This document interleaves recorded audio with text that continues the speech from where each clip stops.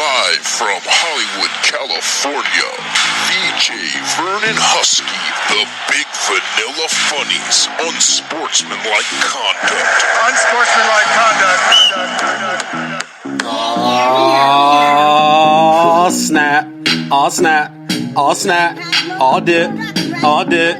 Oh, snap. I had to go back to y'all because yesterday I was back. Yesterday I told y'all I am back. I'm back full time on radio live. Taking a break from some of the other projects to bring you some of the best sports talk in America. So when I say I'm back, that means I gotta go back when I come to my intro music and when I come on every morning. I had to go back to the jam on it right here by the Nucleus. You gotta be over 35, 36, 37 to even feel this right now. This is how we start this morning. I want to welcome everybody to VJ's on Sportsmanlike Conduct. I'm your host, VJ Vernon Husky, a.k.a. VVH, a.k.a. VJ right that's because he always thinks he is, Mr. 8515, the Big Vanilla Shack, the Big Vanilla Funny, the Big Vanilla Handsome, the Big Vanilla Cushy one that loves to use his vanilla almond oil, organic only. I've graduated from lotion. I've graduated from body butter. Yes, I am that vanilla brother, light-skinned dude, whatever you want to call him. You listen to me live right now, Spreaker.com, Big Vanilla Shad, Creamy Kobe, Blue Eye Barkley. Y'all all know the nicknames by now, man. I want to welcome everybody in right now, live that's listening. Appreciate all my listeners, wherever you are, wherever you may be doing. Thank you. Sunny, clear skies day out here in Los Angeles today. A bit cold. I just got in from the gym, went and handled my training session and my workout session this morning, got back to the home vanilla sports talk back cave, and I'm ready to get on air and talk some sports. And we got a great show for you guys lined up today. I got my man Luis Estrada from Estrada Sports House and also Spectrum Sports, covers the Dodgers, the Lakers, USC football. We'll talk a little bit of LA sports with him. We'll get into some things with the Rams. We'll talk about USC deciding to keep Helton at the helm instead of pulling the trigger on Urban Meyer. We'll talk a little NFL and Heisman with him. He'll be in about 10:40 Pacific time, which is 1:40 your time back east. Shout out to all my people back east that's listening. Shout out to everybody in the X squad back in ATL, showing me love, and anybody else that's listening. Told You So Tuesday was a segment that I started about 4 years ago when I first started this show. And on Tuesday mornings, I like to come in after Monday morning quarterback, after we react to the weekend, especially during football season. Monday morning is all about reaction from the NFL. It's all about what quarterback played well, what quarterback played bad, what coach made a coaching decision that cost them a game, what coach made a coaching decision that won them the game.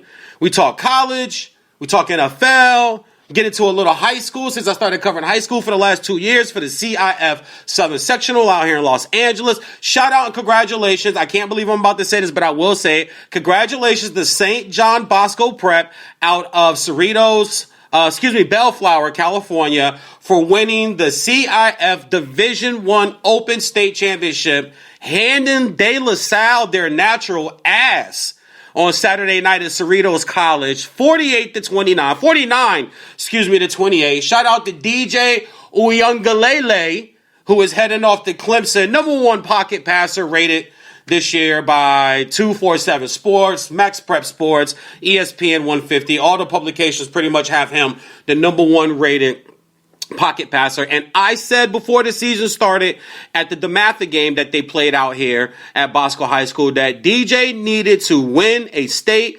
championship to really solidify his high school career at a school that's produced guys like Josh Rosen, who went 16-0 and won a national championship. That's what you're held up to. You got to beat Mater Dei when it counts most, and they did. They got trounced at home in October on the 25th, but they bounced back in the Southern Sectional Final, and they beat Mater Dei. Just like last year, Mater Dei bounced back after losing at home to Bosco and beat Bosco. So I said he had to do that first. He did that. They didn't win the Trinity League. Mater Dei did.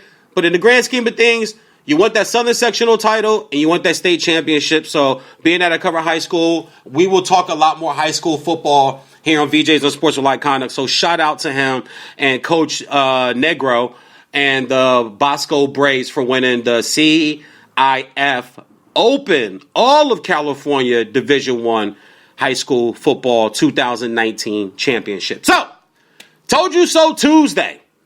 There's 3 things that I told you so about. I told you these 3 things were going to happen, and these 3 things are happening.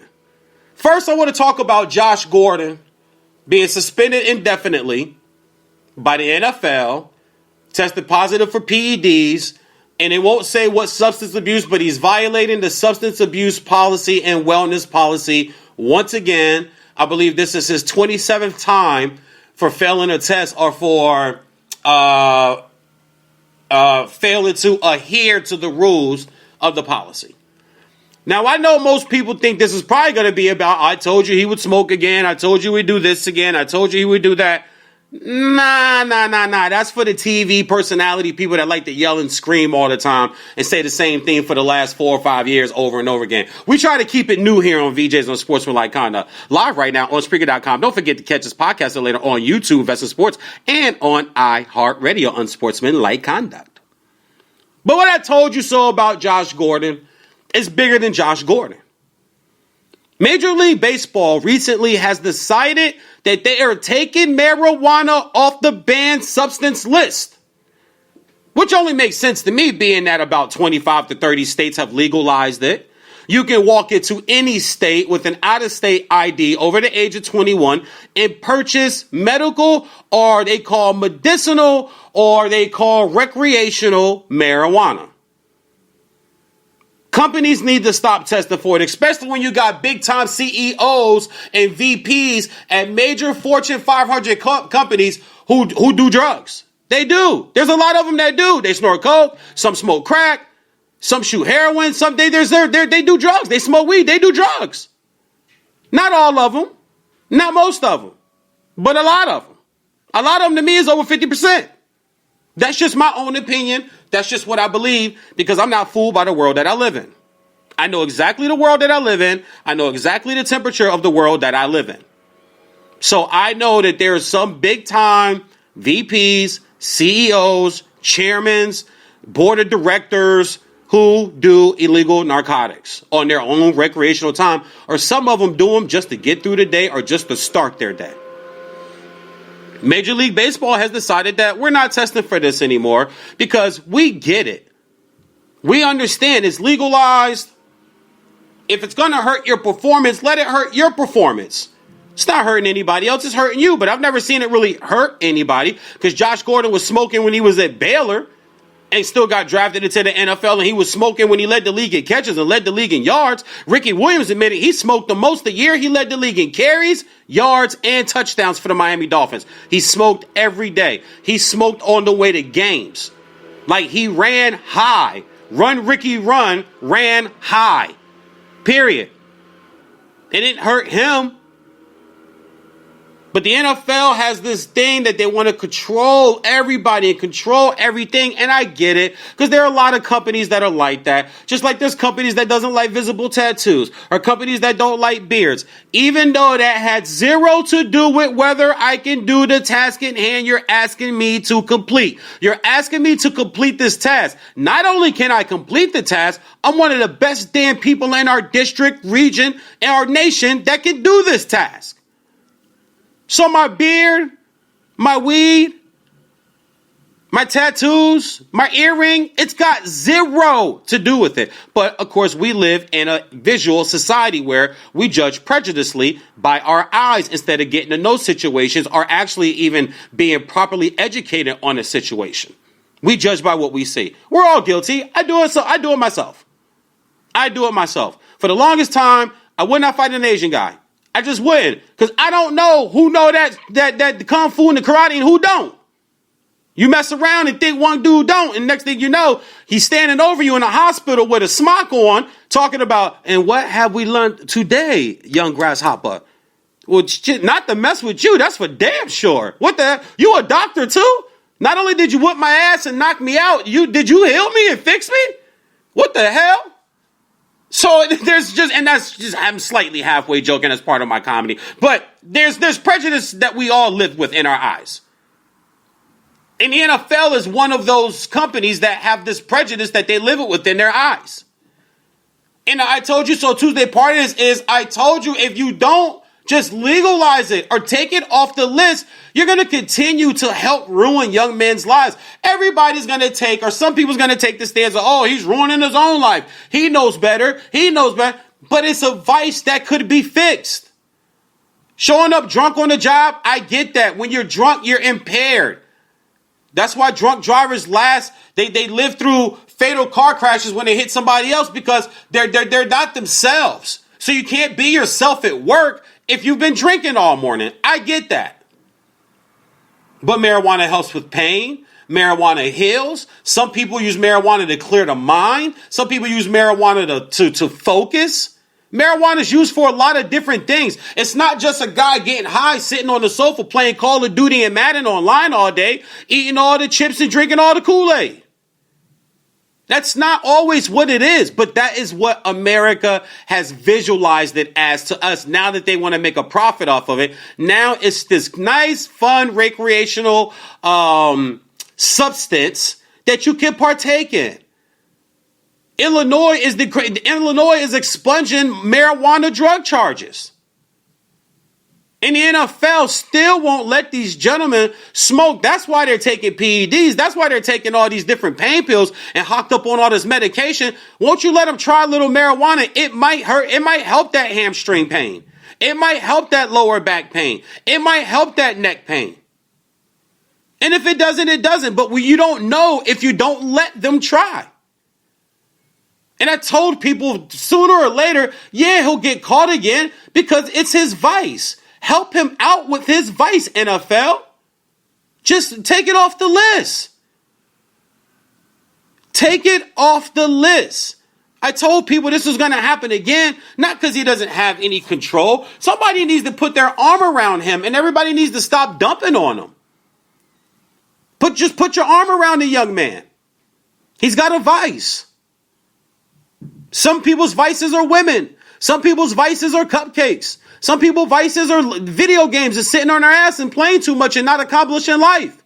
Some people's vices are spending too much money before you really earn it. Some people's vices are alcohol, heroin, crack, gambling. Sometimes work.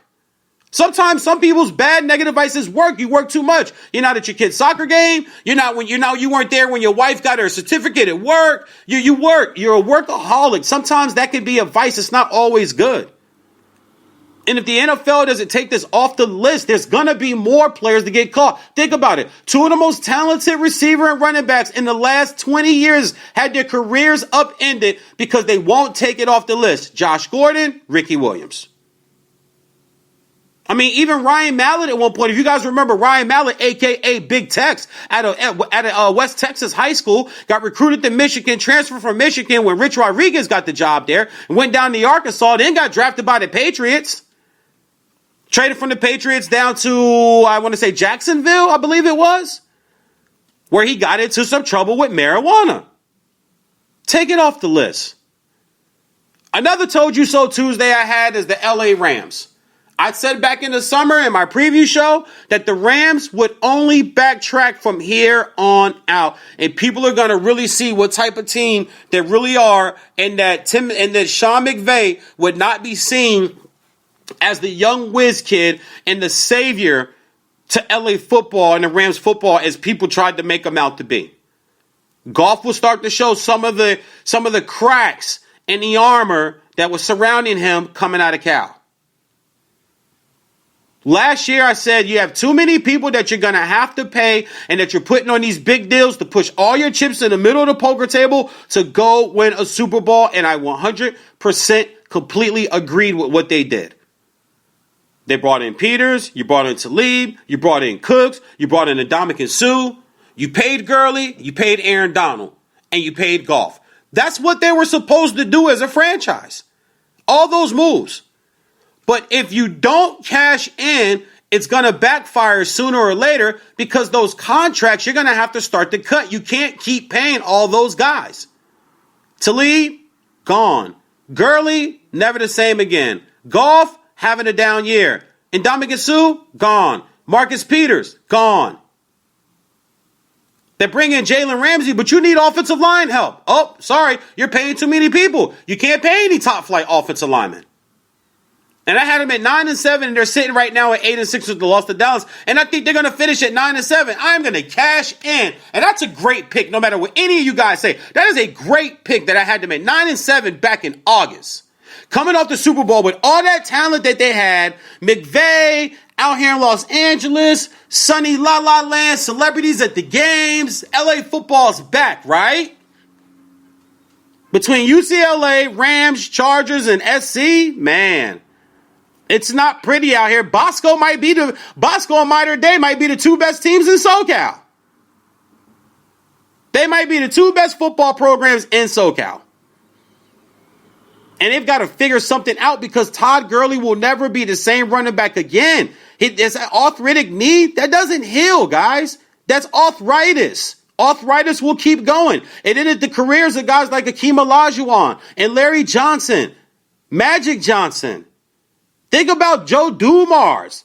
Think about Grant Hill that had the chronic foot ankle arthritis issue until he was able to right the ship to have a decent to good career as a real solid role player over the second half of his career. But Grant Hill was never the same Grant Hill again after he started having those problems. Larry Johnson was never grandmama again. You don't get over that stuff. Akeem Olajuwon was never the dream shake again. Do people remember that he had to finish his career in Toronto? When Toronto was nobody. There were nobody in the league. They had the old purple Raptors jerseys with the big raptor on the front with the basketball, with the silver basketball, before Vince Carter. I'm talking Damon Stoudemire. I'm talking Marcus Camby. I'm talking Isaiah Thomas running the spot as the GM and VP of basketball operations there. I'm talking about those Raptors before T-Mac, before Vinsanity. You have to really look at the landscape of sports sometimes when you're going to break things down. You're going to try to predict things. You got to look at injuries. And Todd Gurley, he'll just never be the same back again. And he got paid. I said the same thing on yesterday's show about Zeke. Zeke will never run as hard as he can ever again unless he's coached by Urban Meyer and on a pro level, because I believe Urban Meyer could get to him and motivate him. Even though I said yesterday, I don't understand how a grown-ass pro athlete needs motivation when you're making millions of dollars and greatness is on the line. Guys like me, guys that are in this industry, we remember everything. There's not a lot that gets past us. There's just not. That's why we love Kobe, Mike, LeBron, Brady, Tiger, Montana, Elway. That's why we love Walter and Barry and Emmett and Magic and Bird and Sampras. That's why we love Serena and Jeff Gordon and Dale Earnhardt. I'm going through sports, naming you greats. That's why we remember these people. But for every one of them, there's a Blake Griffin. For every one of them, there's a Jamarcus Russell. There's a Sam Bowie. Talk about arthritic knee pain. Hello, Greg Oden. Hello. Arthritic, continuous, reoccurring knee pain. You can't play sports with that. I don't care how old you are. And if Zion Williamson comes back and doesn't stop the herky-jerky, powerful, super turbo move every time he touches the ball, he's going to be the exact same thing. We'll never see the Zion again of his YouTube highlight. Put that into perspective. Forget the Duke Zion, because after the injury, the Duke Zion wasn't even as good highlight-wise as the YouTube high school Zion. Arthritic knee pain is reoccurring. That was one factor I looked at with the Rams. I don't buy golf the way everybody else does. Everybody looks better when you have a running game, and I can admit that about any quarterback. You have a running game, you can throw the ball. Because it sucks up linebackers. It sucks up safeties. Teams are confused. They're caught in the middle. They don't know which way you're going to go. Are they throwing? Are they passing? Are they running right? Are they throwing or are they running? Are they running right or they running left? Are they play actioning up the middle? Are they running the screen? They're running the bubble screen? Are they throwing the slant? They're throwing the end? They're throwing the post? They're throwing the fly? What are they doing? All off of running the football. And I thought Gurley opened that up a lot for Goff. Goff is asked to do a little more this year. He can't do it. That defense is done. Jameis Winston came out here in the Coliseum and hung a 50 burger on them. They've given up 40 points 3 times this year. Told you so Tuesday about the Rams, 8-6. I predicted them at 9-7. And last but not least on Told You So Tuesday, to open up my show with our opening rant, Lamar Jackson. Let me tell you something. I'm quite sick and tired of seeing everybody on the internet now, sports fans that I know, people in the industry. Oh, you guys, who said Lamar Jackson was going to be a receiver? All you GMs that passed on him, all you team owners, all you head coaches, all you fans, shut your mouth. Shut up. You guys were saying it too. I didn't see one GM or one VP of football operations write an article about what Lamar Jackson wasn't going to be. That's the media that does that. And now you guys want to call out the GMs and call out other people? You guys were printing it. If you don't believe it, don't print it. Don't just print it to go with the flow. But if you go back and you listen to my NFL draft show last year and the year before last, I said it. It's on wax. You can go right to VJ's on Sportsmanlike Conduct or Spreaker.com. Find the show. It says NFL draft preview. Everything is time dated and stamped. The time we did the show, how long the show was, the day, the month, and the year on all my shows here on Spreaker.com. It's all there for you. And you can go back and see it and research it.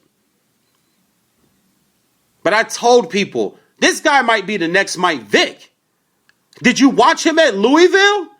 Did you watch the games where he tracks teams putting up 61, 65, 70, and 50 points 7 or more times with him leading the offense? I don't care who you're playing against. I watched the film. Put on the film. Show me the film. Is he a polished passer right now? No, not yet. He's getting better week by week, play by play, drive by drive. He's getting better. His receivers are starting to find little open spots of where he likes to fit the ball in. He's starting to get in tune with his wide receiver core. And newsflash, America, the Baltimore Ravens, 20 years later, they still play defense. That's the staple of a franchise right there. Steelers, defense. Patriots, defense. You throw Brady in there too, but the years when Brady's off for the year, he's got injuries like this year with all his receivers and his running backs. Bill Belichick still got that defense. Bill Parcells always had a defense. Mike Ditka always had a defense. Even with the Saints, Mike Ditka still had a defense. He couldn't find a quarterback, and he traded a whole draft for Ricky Williams. But he still could field the defense. Baltimore Ravens still play defense. Ray Lewis, gone. Ed Reed, gone. Terrell Suggs, gone. Hoagley Nada, gone. All those guys gone on defense and they just plug the next guys in. It's the culture. I talk about culture in sports a lot. Culture are always going to tell the story at the end of the day. The culture in your home, the culture of your parenting, the culture of your friendships, the culture of your business, the culture at your job, the culture in your relationships, the culture in your marriage. The culture will always tell the story in everything in life. Look at the culture of America. It's built on division. It's built on systematic racism. That's what America's built on. That's the facts. That's the history. We still celebrate lies today like the lie's not a lie, like we don't know it's a lie. Like we still celebrate Columbus Day as he discovered America. But we all know you don't discover anything if someone's already there. It's like if you go to somebody's house and you find $100 on the floor. You didn't find $100 on the floor. You're in somebody else's house. That's their $100. Even if somebody else dropped it there the day before, it's in their house. Possession is 9/10 of the law. And we see why America decided to make that a rule and that a law, right? Possession, 9/10 of the law, which means you can kind of take something as well. It's mine. Can't prove it's yours. but you are in my house. That's my $100 on the floor. Some things are just where they are. Baltimore plays defense. I told people, Lamar Jackson, he could be the next Mike Vick. Now you got people calling him better than Mike Vick in just the middle of his second year, or more towards the end of his second year. I was on The Odd Couple filling in for Rob Parker 2 weeks ago with Chris Broussard, and him and I had a Lamar Jackson and Mike Vick conversation. He tried to tell me Mike Vick didn't change the way quarterbacks played. Are you kidding me? What? That's how we get a Cam Newton. That's how we get a Lamar Jackson. Donovan McNabb was dope. Wasn't Mike Vick. Was not Mike Vick. But he was good. Culpepper, he was good. Wasn't Mike Vick. RG3 for his rookie year, he was good. Wasn't Mike Vick. Mike Vick changed the way the quarterback position is played. You're going to have guys now looking for the next Lamar Jackson. The picture you guys keep posting of him sitting in the draft room with his head down, sitting next to his mother. And shout out and kudos to a black queen like that. Coached him, trained him, is his agent, used to play tackle football in the backyard with him and his friends. Coached his little league team like that one. That's Wonder Woman right there. I don't know about this chick that's in the movies. She cute and all. She's from Israel. She's cute. She got a little sexy accent. I saw her on Ellen. The movies are great. I love the Wonder Woman movies. I can't wait for the second one. But I think the real Wonder Woman, the real MVP, well, the real MVP we already know is Mrs. Durant. She's the real MVP. But the real Wonder Woman might be Mrs. Jackson. Sorry, Miss Jackson. I am for real. Y'all remember that joint? I don't know why I tried that note right there, but I'll try it again. You know me. If I don't succeed, try again. But I told people, man, this guy could be the next Mike Vick. And now I'm also starting to think that you don't want to draft a quarterback in the top 10. I really am. Think about it. Lamar Jackson, end of the first round. Aaron Rodgers, end of the first round. Russell Wilson, second round. Drew Brees, second round. Yes, you have a Matt Ryan, got to the Super Bowl, can't win a game now. You have a Phillip Rivers, and I love Phillip Rivers, and his front office keeps taking his weapons from him, but at the end of the day, hasn't gotten to the Super Bowl. Matt Ryan got to one, lost. Russell Wilson has one. Drew Brees has one. Aaron Rodgers has one. Lamar Jackson, gonna get one this year.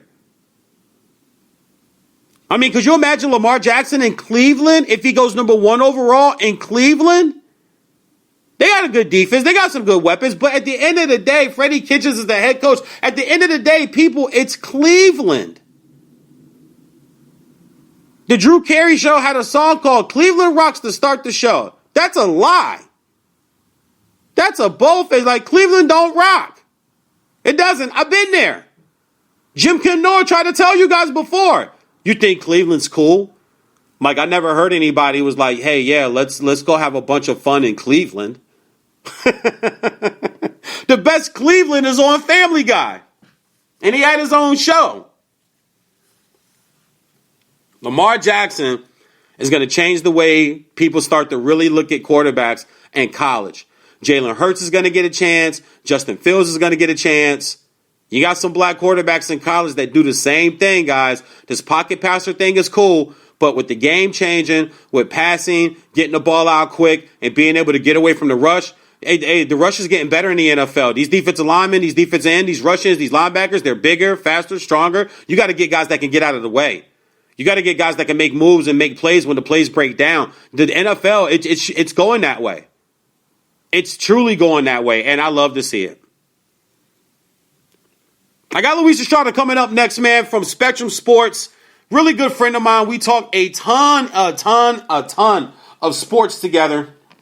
I've done this show a lot. He also works at Spectrum. He covers the Lakers, the Dodgers, all LA sports. Really, really good guy. We'll have him on here in a second. We'll talk some LA sports. I want to ask him, how does he feel about the Rams, being he is a Rams fan? We'll touch a little bit on the Lakers and what he thinks about their 24-3 start. We'll talk USC and exactly how in the hell Did Helton keep his job and they not pulled the plug on Urban Meyer? Also, we'll talk some college playoff. I have all the bowl games in front of me. As you guys know who normally listen to me over the last few years, I like to do a lot of picks. I really hinge. I really lean and hold on hardcore to my picks. Hence one of my nicknames, 85-15. I like to be 85% on my picks. I feel like if you're 85-15, you're 85% of your picks, you watch really good sports and you know what you're talking about. You have a high sports IQ. You know what you're doing. You can go to Vegas and make some money. The only thing is, I know in Vegas, house normally wins,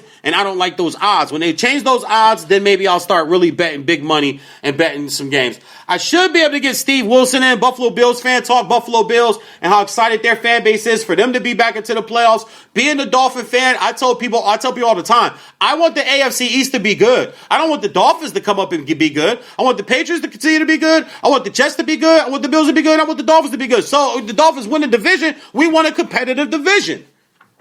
And at the end of the day, I'm team first. I'm sport first, team, player, then division. Players come and go. I don't hold on to players. Kobe's gone. It's over. I don't know who my favorite player in the league is anymore right now. I like Steph because he represents the Vanilla Bros. But I don't know if I will ever like anybody like I like Grant Hill, or like I like Rasheed Wallace, or like I like Vince Carter, or like I like Kobe Bryant. I don't know if I'll like anybody of this generation, the way the game's played, the way the game's officiated. I'm the older guy. I understand how the young bucks like certain guys and want to call certain guys to go, and that's fine. But I just don't have one of those yet. So I like to see the Bills good. I don't mind seeing them in the playoffs. I think they're going to really make some noise in the playoffs. I got to still see how everything's going to seed out. And we'll do our playoff picks as that get closer and closer. But the seeds got to be set before you start making picks. But I do have every bowl game in my hand. I'm not sure we'll be able to get to it today. If we don't get to it, then we'll get to it today. Then we'll get to it tomorrow. But I will pick every single bowl game. And every year I watch every single bowl game. I DVR all of them. I watch every single bowl game every single year. Being that I covered the Big Sky this year, I watched some FCS playoff games because those are some teams and some stadiums that I've been in, teams that I've covered and called games for, and some stadiums up and down the West Coast and the mountain region that I was in. I was up in Idaho. I was up at Weber State. I watched Weber State and Montana the other night. I covered a game at Weber State. I walked the field. I talked to the players and coaches. So it's cool to sit on my sofa and watch games. I'm at that point in my career broadcasting. I'm watching games and players that I have covered and been in those stadiums. And to be honest with you, it's a pretty dope feeling, man. It really is. And I'm only just getting started. So we'll go through all the bowl games. We'll talk college playoffs. But right now, my man Jason Helly, fellow comedian, friend of mine, and the Rock and Wrap It Up. You're listening to VJs on Sportsmanlike Conduct, Spreaker.com.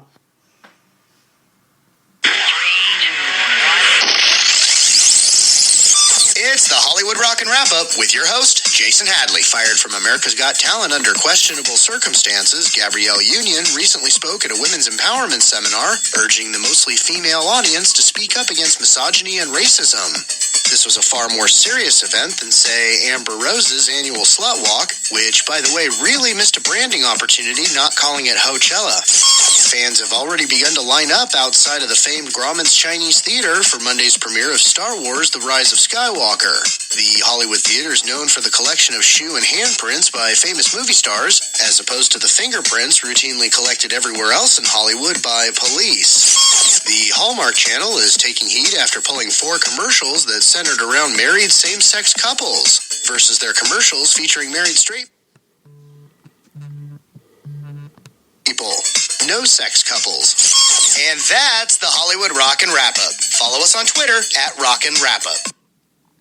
VJs on Sportsmanlike Conduct. Listen to me live right now on Spreaker.com. That's my man Jason Helly with the Rock and Wrap Up right there. Sorry for that brief interruption, but that's because call was coming in. My man Luis Estrada, he ready. He thirsty. Luis is ready to get on. So we're going to bring him in here and we're going to talk some sports. Get Mr. Estrada on. And like I said, we'll talk some LA sports. We'll dip into a few things, checking on him and his lovely flame as always. Very, very good friend of mine, a gentleman that we've been doing sports talk with. I would say probably going on 4 or 5 years now. We've done multiple shows together. started off on the stables that neither one of us are now part of. We decided to branch off and do our own thing.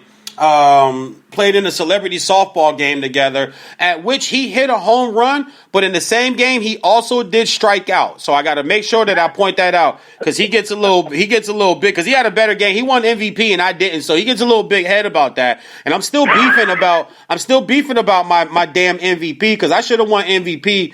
I don't know why I'm saying that, but I just felt like I should have won MVP. I don't even remember. I think I went 3 of 5 that day, but I had 2 doubles, a triple. I'm trying to figure out what else I did that day. I did drop a few balls though, but that's because somebody gave me a little ass glove to use, and we're playing with a softball, and I had this little glove, and the ball would barely fit in my glove. So I did drop 2 throws to first base when I was playing first base. So maybe that's why I didn't get MVP. But from Luis Sports House, and also from Spectrum Sports, covers the Lakers, Dodgers, USC football. My man, my good friend, and my favorite Mexican in Los Angeles, my man Luis Estrada. What's up, partner? What's going on, baby? Hey, going back to that softball game, not only should I not have won the MVP, you're absolutely right. I did strike out. I did hit that home run. But you left out the one thing that I think cost you the MVP more than anything, is right before I hit the home run, you got tagged out on the hidden ball trick at second base. Oh man, I forgot you. You know what? I did. I sure did.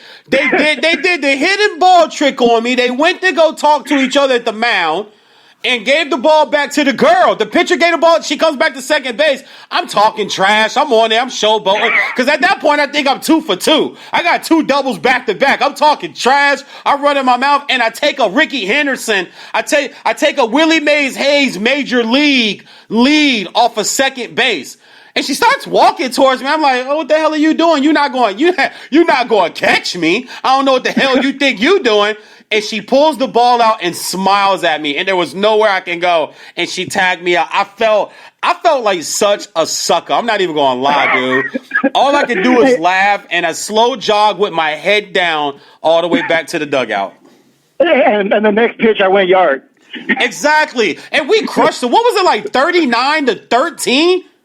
Something like that. Yeah, it was crazy. Crushed them. Yeah, we crushed. And we tried to play them again. They wouldn't play us. And remember, they had professionals, because they were short players, and there was a team there finishing a game. They were like, well, yeah, we'll come play with you guys. And we were like, all right, fine. Y'all can take the professionals. We're not tripping. And we still whooped that ass. Absolutely. But you know what the best part of that game was? I'm playing catcher, and there was a girl up at the plate. She swung and missed at a ball. She turned all the way around, and her hair fell out. Oh, yeah, the chick that with her ponytail. I forgot about that. You're right. Her little ponytail fell out. Yep. It sure did. Fell all in the dirt. Now she had a dirty ass ponytail. It's your dirty ass ponytail, girl. Man, I'm sitting there behind the plate. I'm like, do I pick up the ball or do I pick up the hair? All right, man. Look, let's get right into it, man. Told you so Tuesday. I started with Josh Gordon, the Rams, and Lamar Jackson. My Josh Gordon take was not on Josh Gordon. The league needs to just come off this crap with marijuana. Major League Baseball is taking it off their list because they get it. I'm not sure if they test for it in hockey. I'll look it up. But the NFL, man, like, let's get real. You got a lot of young men, white and black, that come from backgrounds of where people smoke marijuana, man. Am I just being the marijuana connoisseur that I am? Or, Josh Gordon wouldn't be in trouble if they just took it off the list. I think there's a fine line with it. You can take it off the list, but my thing with marijuana is this. What are you using it for? Is it recreation? Is it because you're in pain? Because there isn't a lot of studies yet on it. We know that. We don't know the side effects, if there are any yet. There are some people who will say it's safer than alcohol, but yet alcohol is legal. I've never taken it. I don't know. So I can't sit here and say, yes, it's this or yes, it's that. But if there's there's a benefit, if it helps with the pain, if it helps you get back on the field better and you're okay, I say why not? It's legal in 19, 20 states in the country already. Yeah. It's heading that direction. It's time to take it off. Each state's going to have their own governing body, but if you're the NFL, I think it's time to take it off. Let's see if it can help your players, if it can help the players stay on the field, if it can help them recover quicker and stay healthier and live longer, I'm all for it. If we come back and and there's huge side effects where they're like, no, we really shouldn't, then that's a whole nother discussion. But if it's helping with the pain right now, then why not? Because here's the thing. Let's say they don't do they do keep marijuana off of it, right? Okay, you know what's going to happen? People are going to find the next thing, and then the next thing, and then the next thing. And it's just going to be, you're taking away options from your players. You need to give your players options to stay healthy, to get their bodies right. And if marijuana will help them do it, I'm all for it. Yeah, I'm all for that too. But let me ask you this, and just your straight opinion. So what if they are using it for recreational? None of my business. Okay.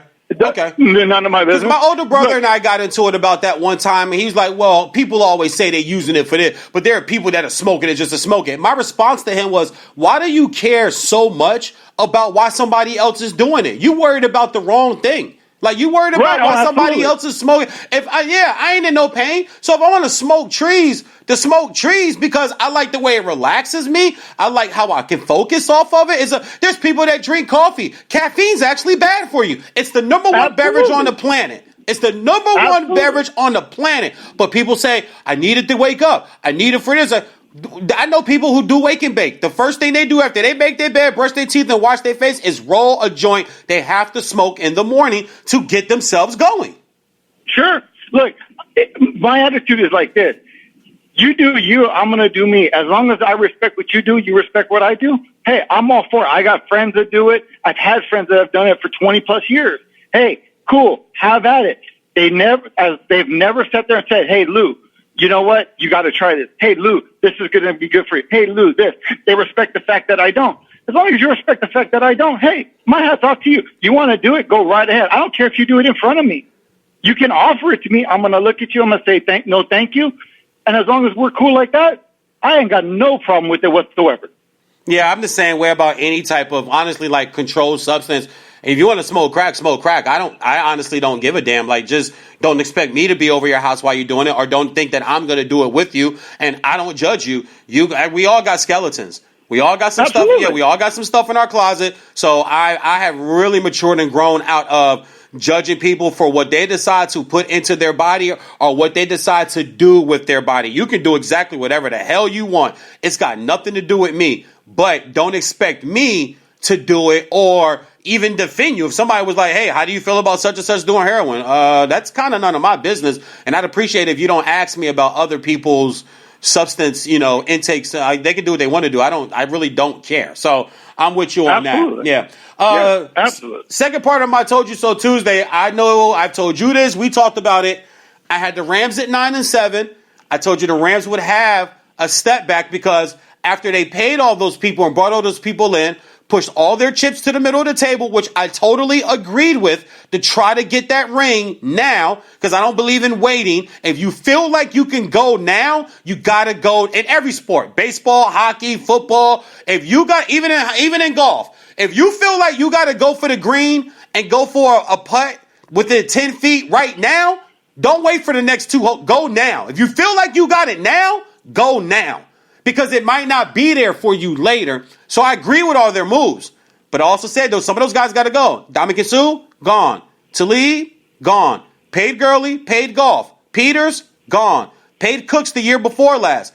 But you're starting to see that defense with all those missing pieces now. 40 points plus 3 times. Jameis Winston hung a 50 burger on him.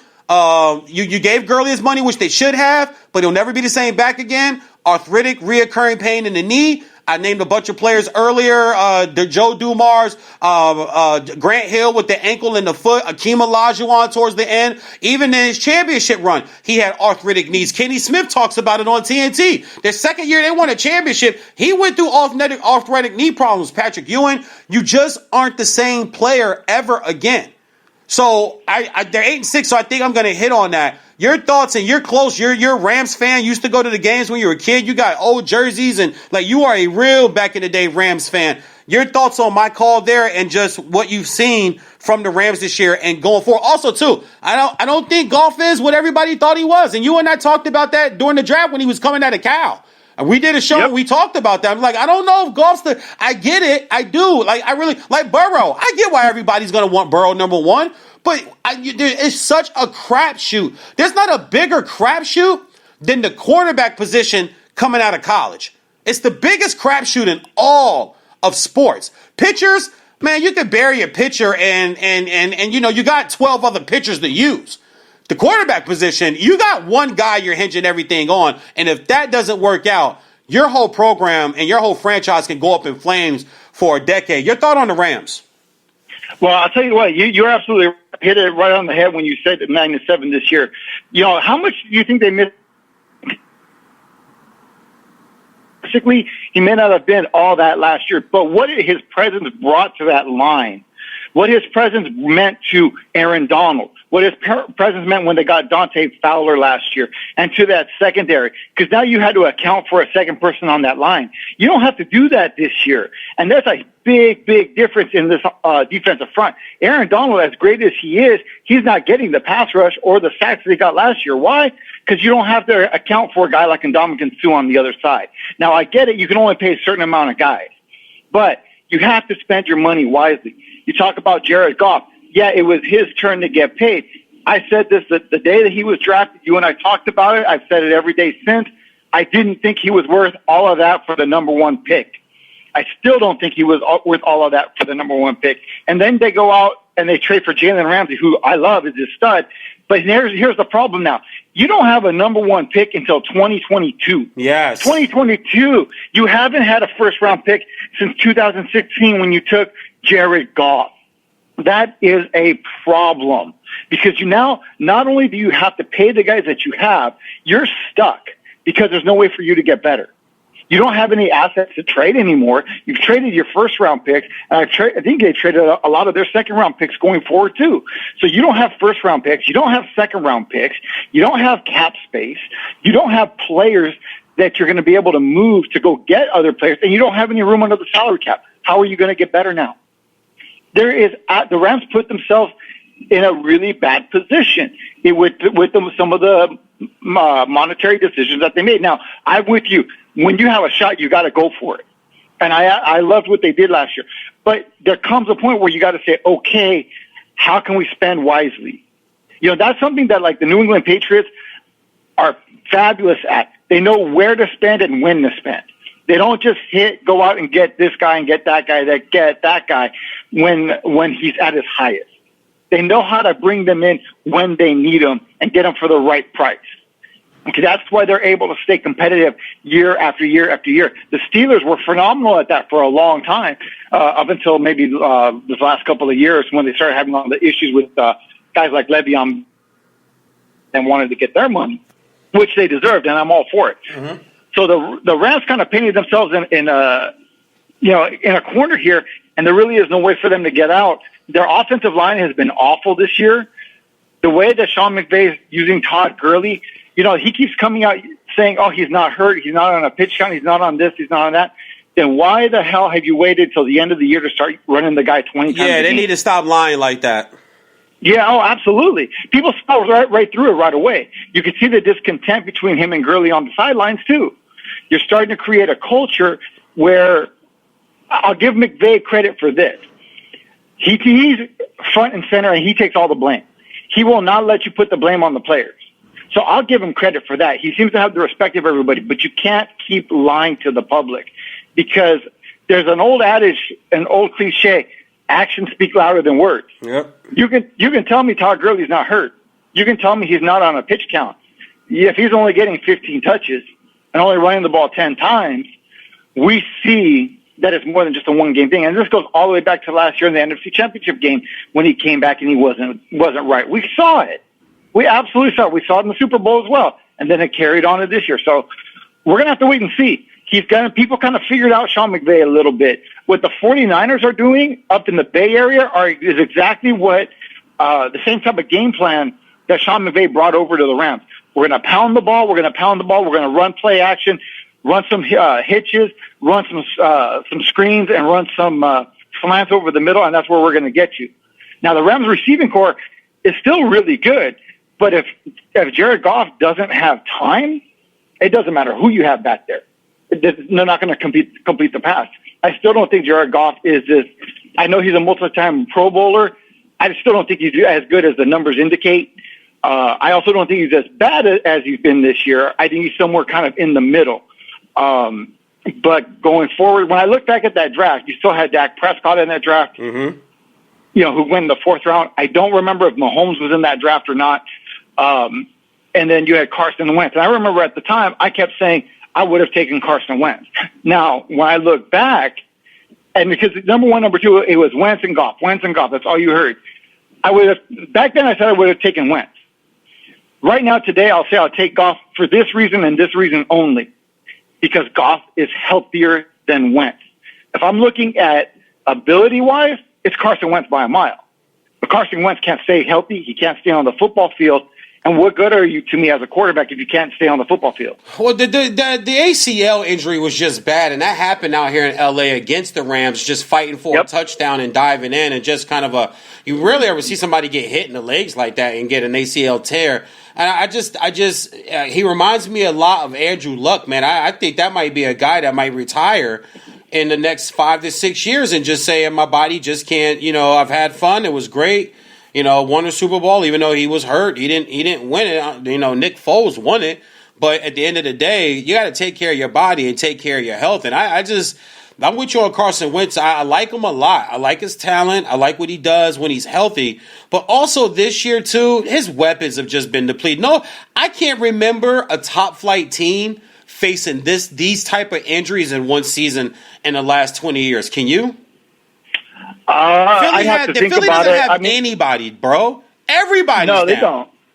don't. You could talk about maybe the Giants a couple of years ago when they had Plaxico, when they had Odell and Manningham, or was it Manningham? Yeah, and they all went down in the same game. Yeah, Super but Mario. I didn't think their defense was all that good. I didn't think they were really a Super Bowl contender that year anyway. I know a lot of people did. I didn't. But they're maybe the only team that I can think of. Because the Eagles' defense is still good. The Eagles' defense was at one point this year they were number 1 against the run. You couldn't run the football against the Eagles. Absolutely no. Their defense is still fantastic. Their offense just can't stay healthy. Plus, you know what?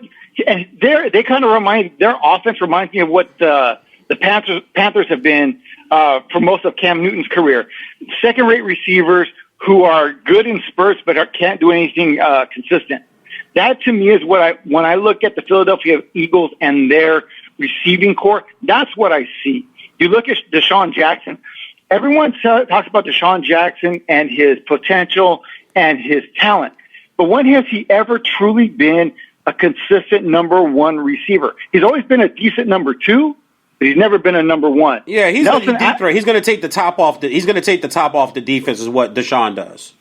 Right. But you can't trust him consistently. Nelson Aguilar, the same way. Alshon Jeffrey, the same thing. You've got a bunch of guys there who are decent, but you don't have anybody who's a true consistent threat there outside of maybe Zach Ertz in Philadelphia. And if your tight end is your main weapon, it doesn't always work. Very few times do you see offenses like that be really, really successful when your tight end is your number 1 guy. We've seen it with Brady and Gronk for a number of years. We're seeing it a little bit in San Francisco this year with Kittle. We've seen it with Greg Olsen and Cam there in Carolina. But they never, outside of Brady, they never got all the way there. And so we're going to see if San Francisco is going to be a team to do it. But you don't really see when your best receiver is your tight end that the offense is really go anywhere. And that's what we're seeing in Philadelphia. They got a lot of number 2 receivers, maybe even number 3 receivers trying to act as number 1s and number 2s, and it's just not enough to get it done. I made that argument for Mike Vick on The Odd Couple with Chris Broussard when he talked about Mike Vick wasn't as like Lamar Jackson was better, and I'll use this to segue into Lamar Jackson on my Told You So Tuesday rant earlier in the show. But I said Michael Vick, dog, his best receiver ever that he ever had was a slightly in and out of shape tight end by the name of Algie Crumpler. That was the best thing he ever had. People can't even remember his receivers. You can't even name me his receivers, especially in the 2004 year when he ran for the 1,000 yards and won the playoff game up in Lambeau and got to the NFC Championship game the following year, and they lost to the Eagles up there. But you can't name me a receiver that Mike Vick has. So I agree with you. And that's my defense with Cam. It's like, you give me Greg Olsen, but if you want to try to name me these receivers that have been in Carolina that have a good game, then they disappear for 3 or 4. You and I are big fantasy guys. So people can't stat me to death because I play too much fantasy, bro. So I know who's doing what. Like, I know, like, Lamar Jackson and Michael Thomas have saved my team this year. Just go look at the numbers. It saved my team this year. So I watch enough and I play enough fantasy, so I'm definitely with you on that. And to segue this into Lamar Jackson on my Told You So Tuesday segment earlier in the show, you and I talked about him as we talk about so much with each other, but I said this guy might be the next Mike Vick. I can't believe he's fallen the way that he fell, but man, do you even want, two-part question I'll ask like this. Number one, your thoughts on Lamar Jackson. Number two, do you even want a quarterback in the top 5 or 6 anymore? Let's just go through the list just real quick, last 10 years. Matt Ryan, okay, went to Super Bowl, but now can't seem to win a game. You got even Phillip Rivers 17 years ago. You had Eli Manning, you had Peyton Manning. Okay, Eli and Peyton won some Super Bowls. They both each got 2. Phillip Rivers hasn't been to a Super Bowl. But then you look at guys that are still playing today. Russell Wilson, second round, Super Bowl. Drew Brees, second round, Super Bowl. Aaron Rodgers, end of the first round, Super Bowl. You got a guy like Marcus Mariota, drafted high. He's benched. Ryan Tannehill took his job. Jameis Winston puts up a lot of numbers, and I like Jameis Winston, but can't get his team over the hump.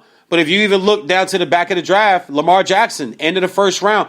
Could you imagine Lamar if Lamar had to go to Arizona this year, or Cleveland the year before, or Cincinnati next year coming up? It's a disaster. And it's almost like, wow, you start to look at some of these quarterbacks. Look at Dak Prescott, second, third round pick. You start to look at some of these quarterbacks in the league now. It's like, do I even want a top 5 guy, or do I want to just hang in the back of the first or second round where people are going to misvalue a guy? And Patrick Mahomes got lucky. He was rated a late first round guy, but the Chiefs were scared somebody else was going to take him, so they jumped up and got him. And, that was just the Chiefs, and that's just the brilliance of Andy Reid. So, two-part question.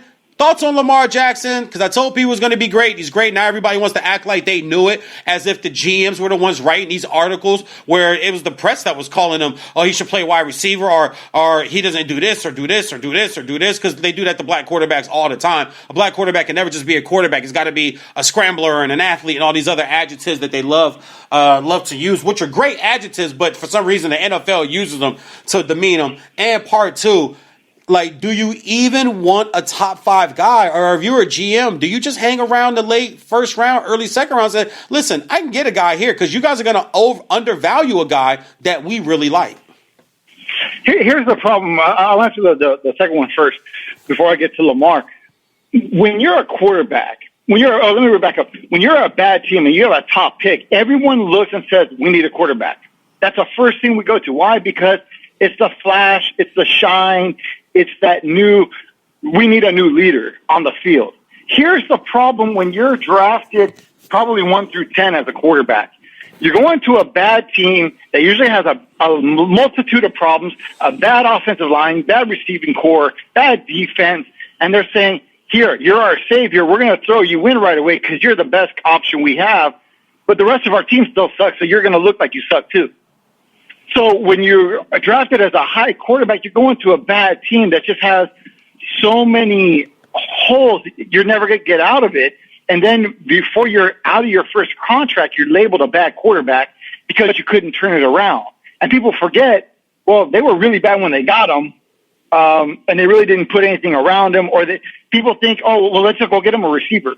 Let's go get them a running back.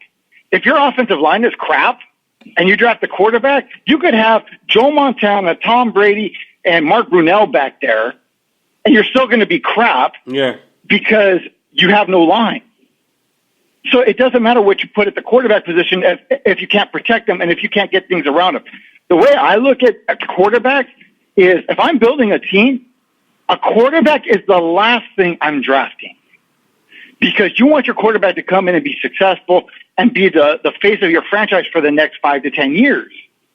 But if you don't have enough behind him, you're going to sit there within 3 years and say, we don't have enough. He's just not that good. We need a new quarterback. And then you're back in this cycle again, and you're kind of screwed over. That's why, like, when you look at, like, the Oakland Raiders, I really do like what John Gruden is doing, rebuilding that team. I don't think Derek Carr is the quarterback of the future there. I think they're going to get a quarterback, but I think he wants to have all of these other pieces in place before he gets his quarterback.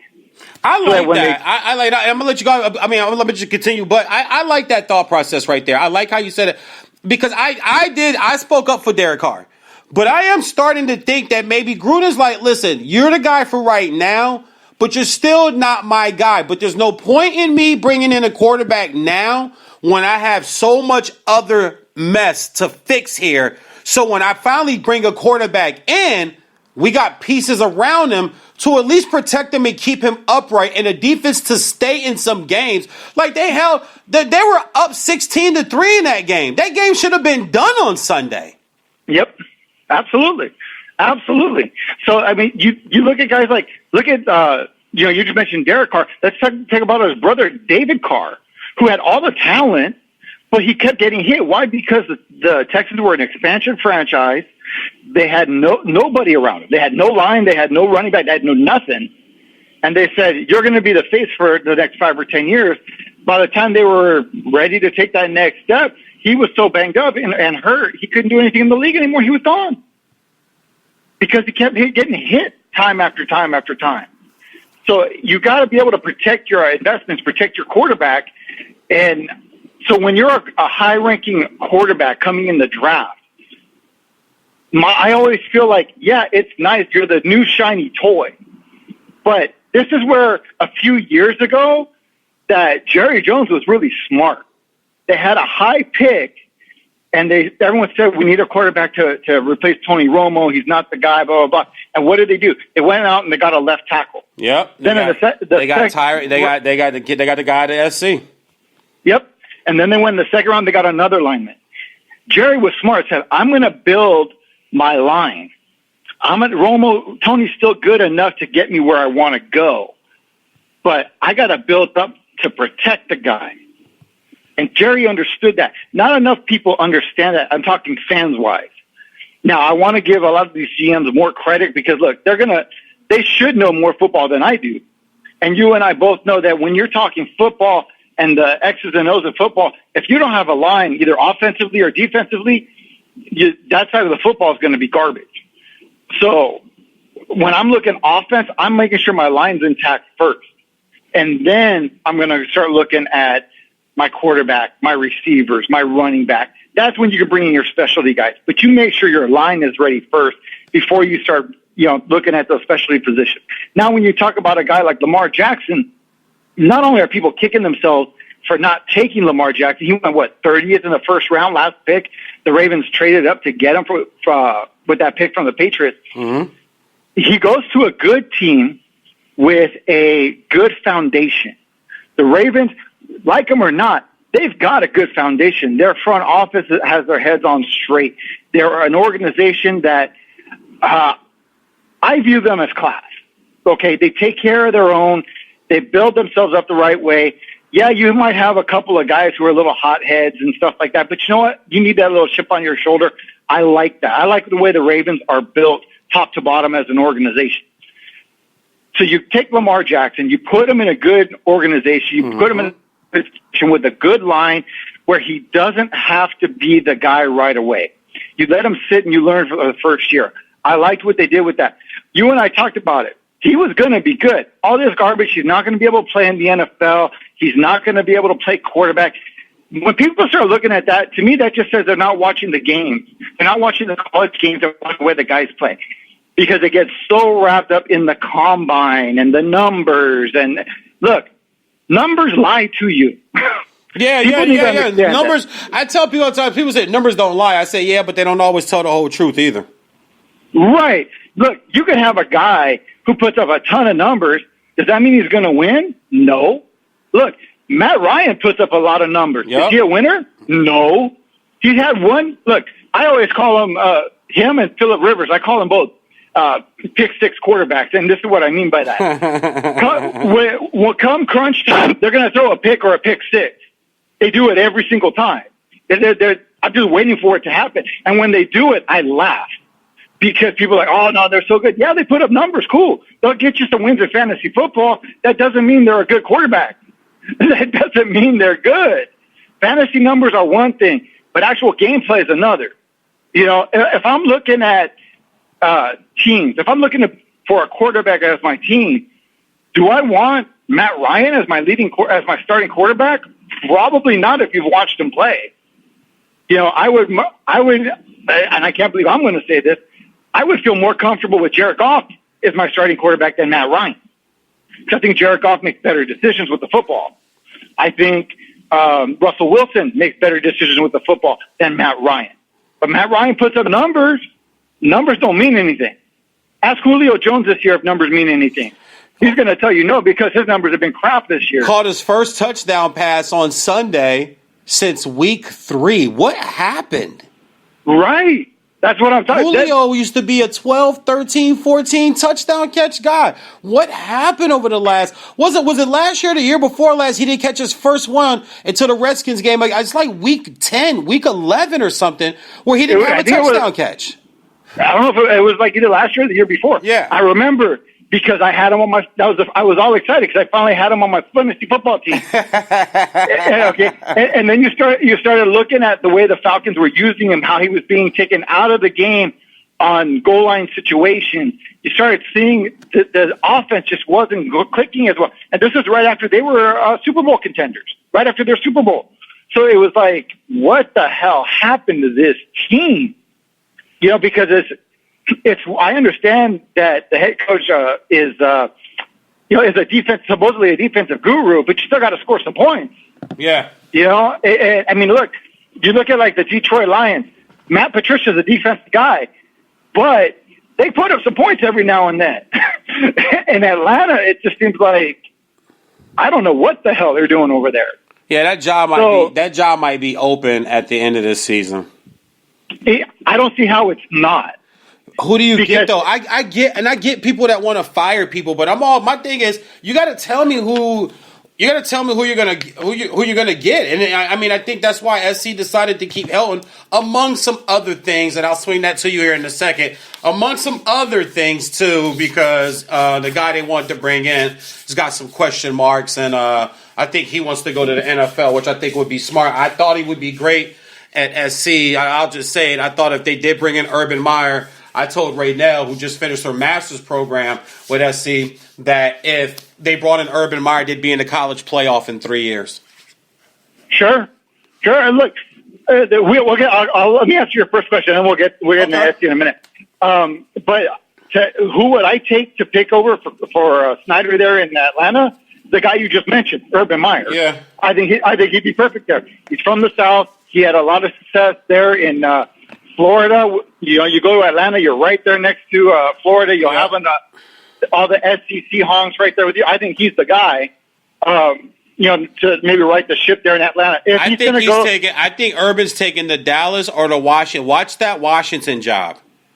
I can see both of those. Watch that Washington job. He's got both his college quarterbacks there. He's got Alex Smith, who I think should come back healthy and start next year and help tutelage and work with Haskins, and I think Urban Meyer. I mean, the money's there. The only thing is you're working for Daniel Snyder. Working for Daniel Snyder or Jimmy Johnson, both are just bad choices in my. I know you want to be a head coach, but man, I got to work for Snyder, a meddling owner. I got to work for Jerry Jones, a meddling owner. Two guys who think they can do this football thing, and neither one of them. Well, Jerry Jones did, but he didn't win nothing. He pretty much let Jimmy Johnson run the personnel, and since he took over personnel, he can't even get to a conference championship game. And Daniel Snyder can't sniff. He can't even sniff the playoffs since he's been the owner. No, absolutely not. But I will give Daniel Snyder credit in this regard. It's been a few years since you've really heard his name out there consistently like he was in the beginning. So at least the perception from far away is that it seems like he's taken a couple of steps back. Now, I'm not in Washington. I don't know that for a fact. Maybe somebody in that, in that area has a little bit more knowledge about that. Mm-hmm. But at least from a perception out here in LA, you don't hear his name as predominantly as you used to. So at least the perception is that he's kind of taking a step back and letting his guys do it. Whether that's true or not, only they know. Well, they fired their coach, so I mean, he's not taking too much of a step back. He had to fire Gruden, and I'm pretty sure he'll get another coordinator job somewhere. I would love to see him in Vegas working with his brother. Speaking of coaches, Helton decides USC decides to keep Helton. Smart choice or not? Right choice or no? I'm torn on this one, and I'll tell you why. Because if you're looking at USC, the powerhouse, then no, it's not the right choice. If you're looking at USC as trying to revamp its image and revamp the program from what it was, then yes, the right choice. He's going to keep you competitive. They were 9-4, I believe, this year, going to a bowl game. You know, they beat Notre Dame. They lost to Notre Dame. 8-4, and their bowl game is against Iowa. Okay. They're going to play Iowa. Yeah, they're going to play Iowa in the. Hold on, I got it right here. They're going to play Iowa. What bowl game is that? I'll go ahead. Here I got it. They're going to play Iowa. And looks like Iowa's favored to win. But it's going to be the Birmingham Bowl? Is that what that is? That what Something Holiday like that. Bowl? Holiday Bowl. The Holiday Bowl. Yep. Right. They're playing Iowa, a tough Kirk Ferentz team. Yes. Very much so. Yes. He's going to keep them competitive. He's going to keep them in the mix. They were still in the mix for the Pac-12 South Championship, and his players seem to really like. The biggest reason from everything that I've heard that he was retained is that the new AD, Bone, I believe is his name, or Boner, excuse me. He was not going to be allowed to hire Urban Meyer as the head coach, which is what he wanted to do. Well, the president being a female too, I think also had a lot to do with that, with the whole domestic violence with Coach Smith back in Ohio State. Did he know or didn't he know some of the stuff in Florida? I think still kind of follows him. I think that had a lot. It's like if you're a new woman president and she was talking really big about cleaning things up, you got the scandal there with the letting the kids in and taking the brides to let the kids in and the grade changes and all of that. And I mean, could you have add Urban Meyer to that? No, and from what from everything that I've read and everything that I've heard, that's the reason she wouldn't sign off on it. She wouldn't sign off on him hiring Urban Meyer. As a matter of fact, that's why he almost, according to reports, almost backed out of the deal to begin with, because she told him no. That we're going to run academics first. We're going to run a clean program, and I do not want him here, period. So, it kind of goes back to a question you just asked. If you're going to fire someone, you better have someone in mind. And if you're USC and the only guy you can think of is Urban Meyer, then maybe you're better off staying where you're at for one more year to see what develops. Maybe you can get, the new president to switch gears, in a year. Mm-hmm. Or maybe somebody else becomes available. Maybe you start looking at a guy. Now, here's the thing that a lot of people do, especially on the college level, is they look to alumni who have had successes as coaches to come back and do it. I don't know that that's always a good thing, but I'll tell you a guy that I think in this case could actually come back and maybe take him to another level. I don't know if he'll take him to a championship level, but he's a good enough coach to take him to the next level, and that's Jack Del Rio. Why he's never really been in discussion for the USC job, I don't know. Former player, former assistant there. Yep. Mm-hmm. And he's had some success in the NFL. Mm-hmm. So he would be a guy I would look at if I'm a USC guy. Can he go into the homes and get the LA kids to want to stay? Because I think that's what the problem is, and there's no bigger example than that than the number one dual threat quarterback from modern day, Bryce Young, flipping from SC to Alabama. They can't keep home talent. Well, again, that's part of the recruiting, but that's also part of, I'm not going to say perception, but the belief seems to be if you go to the SEC as a top recruit, you're almost guaranteed to go to the show. That seems to be the way it's perceived. And the Pac-12, when you look at the Pac-12 now, VJ, it looks a lot like the Big 12 used to be. Really high-powered offenses, almost no defenses, and spread offenses. That's what I see when I look at the Pac-12 now. When you used to see the Pac-12, you used to have really solid defenses, good quarterback play, good running back play, and you'd have a couple of really outstanding wide receivers here and there. Now it seems to be more almost like a run-and-shoot type style offenses played in the Pac-12 with very little defense played. They go up against some of these other tougher defenses, and they don't show up because they don't know how. And then they get overrun by teams like Oklahoma, Alabama, teams that they used to be competitive with that they're not anymore. And I think that if I'm the Pac-12, you got to have a little bit more focus on the toughness of schools, toughness of your players. And I don't know if we're in that position right now. I think they just want to get back to the point where they're actually legitimately in the conversation for the college football playoffs, because right now they're not. When you look at the beginning of the year, you're looking at, okay, which two SEC teams are going to be in, which Big Ten school is going to be in, and right now is Clemson going to be in. That's really what you're looking at the beginning of the year. The Pac-12, you're not even thinking about. The Big 12, you say maybe Oklahoma, but where's Texas? Texas used to be this big powerhouse. You're not talking about them anymore. You look at the Big Ten, you're saying, okay, is Oklahoma, Penn State, maybe Michigan going to be in there? Which one of those three? That's what you look at the beginning of the year. So if you're the Pac-12, you've got to get back your conference back up there. And the only way you're going to do that is start having some hard-nosed defenses, some tough players, and you're going to have to go in, get an SEC team to schedule you at home, at Pac-12 on the road. You're going to have to go in there and punch them in the mouth. Because right now you're not getting those games. And when you do, you look foolish. Switching, we'll finish up with the Lakers. 24-3. Yesterday I said on the show it's the most overrated 24-3 I've ever seen. Yes, I'm a Laker hater. Yes, I'm a LeBron hater. I don't give a damn. I'm very valid in it, and I have facts and situations to prove it. I will say, and that's hardly joking, but I will say they have looked good. Anthony Davis is playing great. LeBron James is playing great. I still don't trust the role players. I still don't trust the bench. And I just think over time, when it comes down to the playoffs, AD has never been there before. Danny Green seems to be kind of going up and down. Rondo is steady when he plays, but there's nights he's banged up. Kuzma still has the ankle. Just your thoughts on the and you know me, I hate talking NBA in December. I'd much rather talk NFL, college, high school football, and then some college hoops. But, being that we do have on the great Luis Estrada, I got to give you all the LA sports. Just your thoughts on the Lakers so far, man, and what you see out of them, and how good can this team be?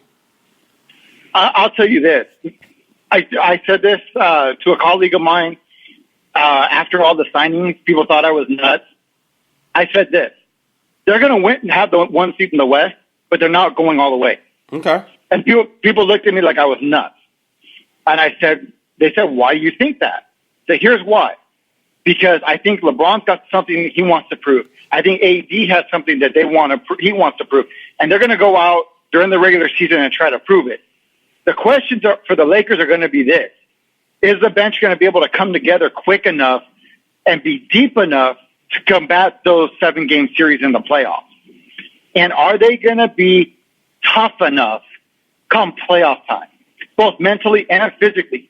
When you look at the 3 losses they have, when you look at the loss to the Clippers opening night, when you look at the loss to Toronto at home, and I forget the other team Dallas went and beat them at home. Yeah, I'm about to say that, and they lost to Dallas at home. Right. All three of those losses, not only were they out-rebounded, but they were also out-physical throughout the entire game. Yeah. All 3 of those teams were physical with AD. They were physical with LeBron. They were tougher.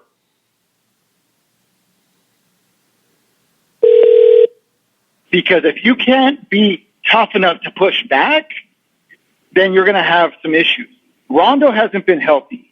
Kuzma still hasn't been healthy. Those 2 guys are going to be hugely important if the Lakers are going to have this long run. There's no reason they should be any less than the Western Conference Finals this year, if not the finals, if not the chip. I'll tell you, to me, one of the best signings they had all offseason was one that they kind of went under the radar a lot, but to me was the right type of guy I think that they need, and that was Jared Dudley. And people look at me like, you're nuts, Jared. Okay, I'm just not a Jared Dudley guy. I get what you're saying. I'm just not a Jared Dudley guy. No, and I get it. I honestly am not a huge Jared Dudley guy. I've spoken with him a few times. Very funny dude, very approachable, but he's got a cockiness and a toughness to him that this team doesn't have, and that's why I think them signing him is a big deal, because he's going to bring that to them. He's going to help them with that. He's going to have that chip that a lot of these players don't have.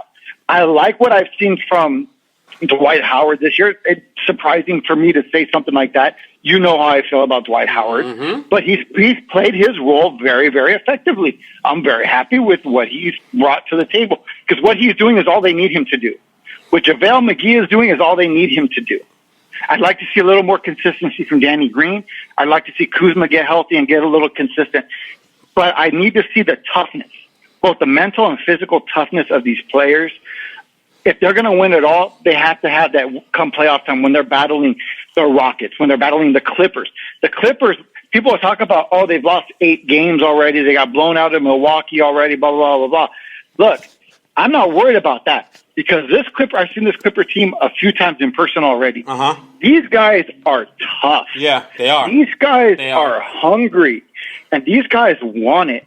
And when you have a team like that, they're not worried about the regular season at all. They're not at all. No, they're not at all. They really aren't at all.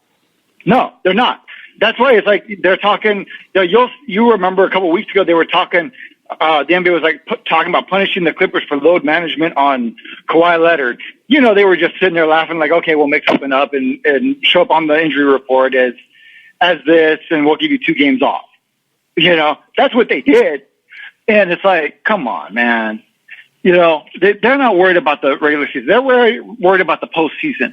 When you got a guy like Montrezl Harrell, dude, that guy, people talk about, oh, well, he's a bench guy. He's coming in this. I mean, this guy is tough. This guy is athletic. This guy gets after it. He's the type of guy you need in the playoffs. Okay? Lou Williams coming off the bench, I know he's hurt right now. What he can give you scoring-wise off the bench would be huge. If I'm the Lakers, I'm looking at that. I'm like, we need to shore this up a little bit. If you can make it work, I might give a guy like Jamal Crawford a call. Yeah, that's been thrown out there. But if Jamal, my thing is, okay, you bring in Jamal. I just don't see any point where AD or LeBron would just, because Jamal needs the ball, and Jamal's an ISO, and he's an ISO player. And I don't see any situation where they would go, okay, I'm giving up the ball and I'm going to let Jamal do it. I don't see that from AD or LeBron. I could be wrong, but I haven't seen it yet. No, absolutely. But with Jamal Crawford, all you need for him, 15, 20 minutes off the bench. You don't even have to pair him with the guys. You know, he can come in with that second unit and with Caruso and Dwight and just give a little bit of fire punch to that second unit. That's all you need from him. You don't need him to be a 30-minute a night player scoring 20 points. You need him to come in there 10, 15 minutes, put up 10 points off the bench. That's all you need him for. You know what I mean? It's all about the roles. So if they're able to do something like that, he's the type of guy I might look at. But outside of that, who knows? Who knows what's going to happen? We still don't know about Andre Iguodala. You know, what's going to happen there in Memphis. You know, could he be a guy that helps their toughness? Absolutely, he could. How much would he play? I don't know. Yeah.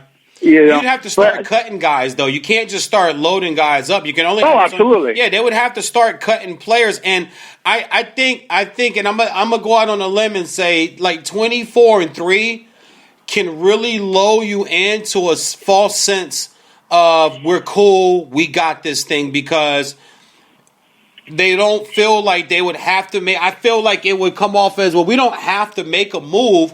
We're the number 1 seed. We got a 3-4 game lead on the entire conference.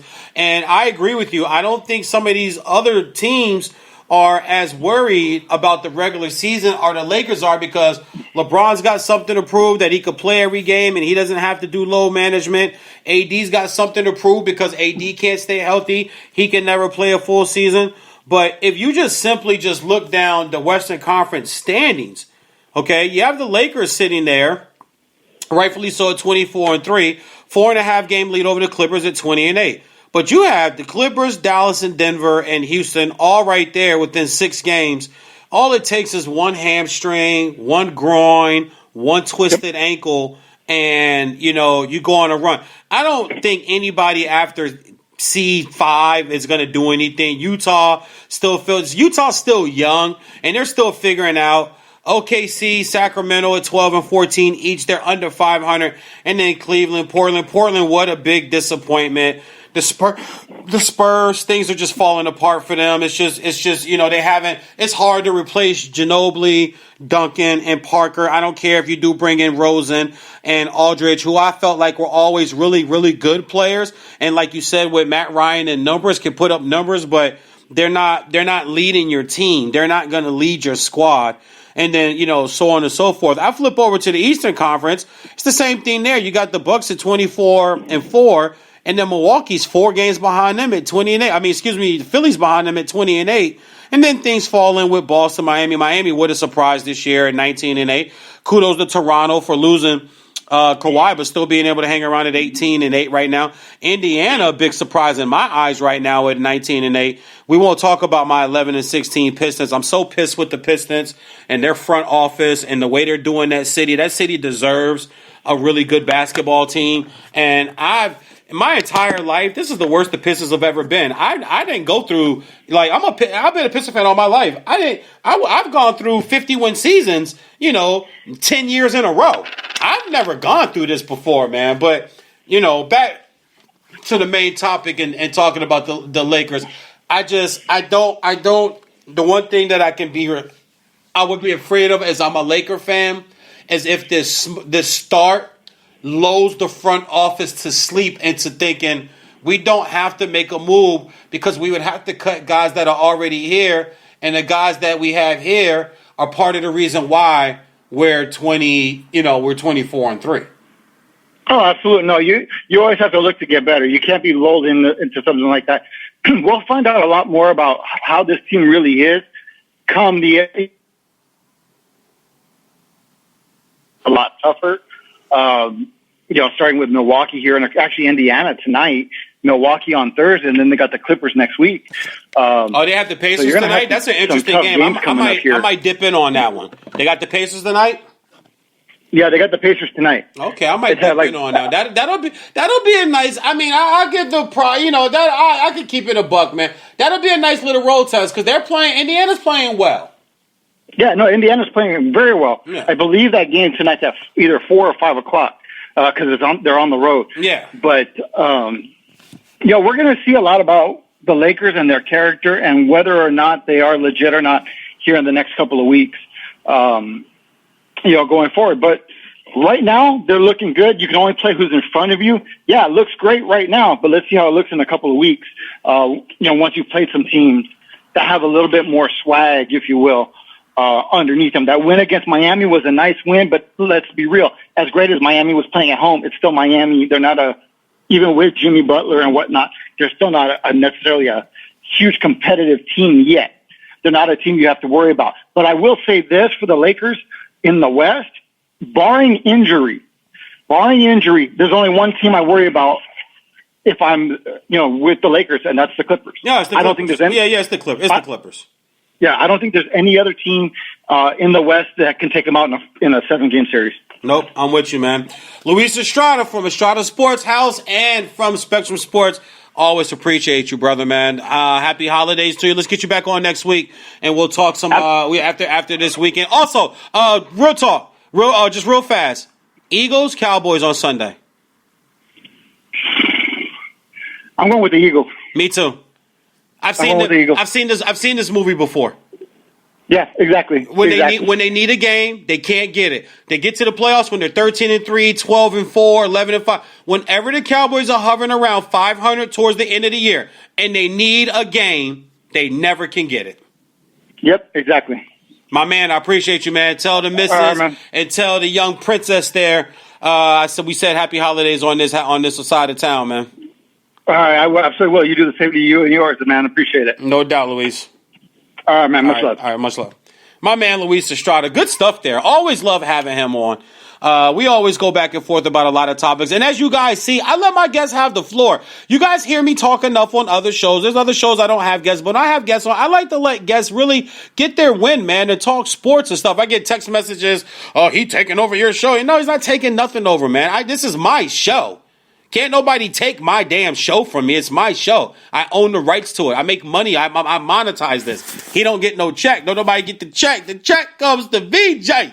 I gets the check. But I love letting people talk and getting their voice heard out there. And that's another thing, man. I want people to have their voice heard too. There are a lot of people who want to talk sports, but they don't want to, I don't want to say want to or haven't, or I just say they haven't done it. They haven't sat down and started their own podcast or their own radio show and put it out there. So when they come on my show, I let them get their voice out there, man. So good stuff today. We got to cut it short because, of course, I'm such a busy man. I got other stuff going on. We did run an hour and a half today. So that's good enough for today. And it gets me to save college football playoff. The bowl games that I told you guys about, I'll get Steve Wilson in. Steve Wilson is my comedian friend and mentor. We do Earthquake together over in Kevin Hart, LOL. We've done a bunch of other shows and other things together. Him and I are going to get into some work. Real good friend of Mike Hill, who was on the show yesterday. He was actually on the radio show with Mike Hill, Guy Torrey, and Claudia Jordan that they don't do anymore. He's also formerly of the D.L. Hughley show.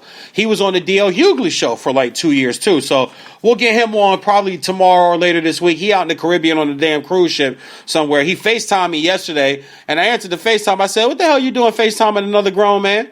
And the phone, he said, hence why the phone is at the ceiling. And it was pointed straight at the ceiling. I was like, oh, okay. He's like, I know the rules now, Big Vanilla.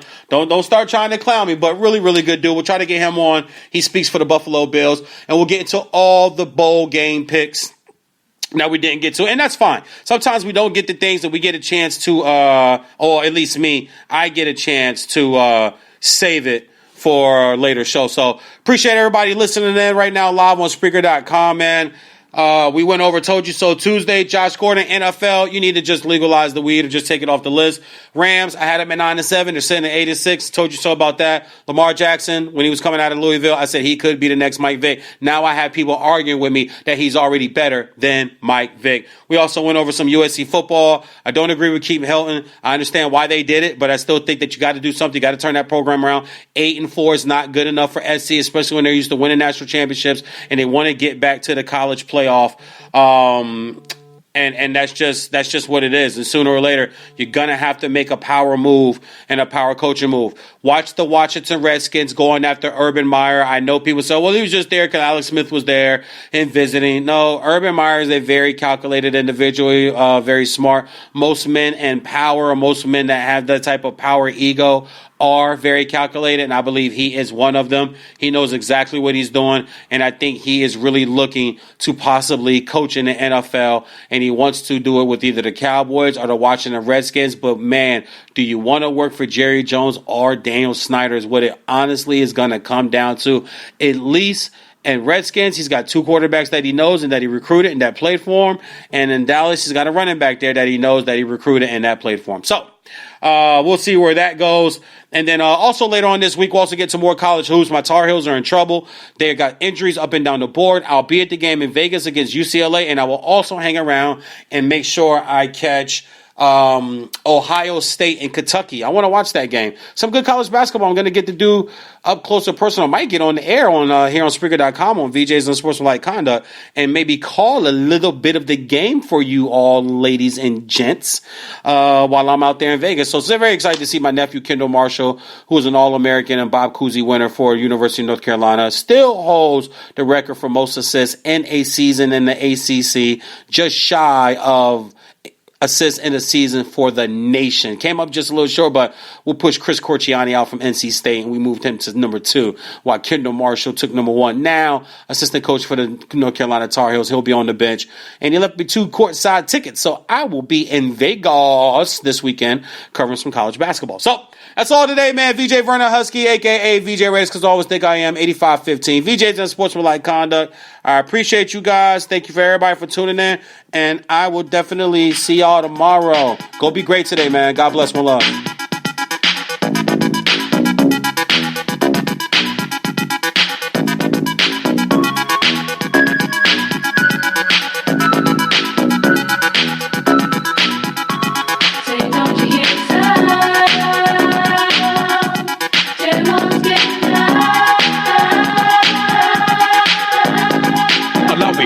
Introduce myself, for my name is Chili B, and I'm a surefire, pure-blooded, bonafide house rocket jam, or production MC.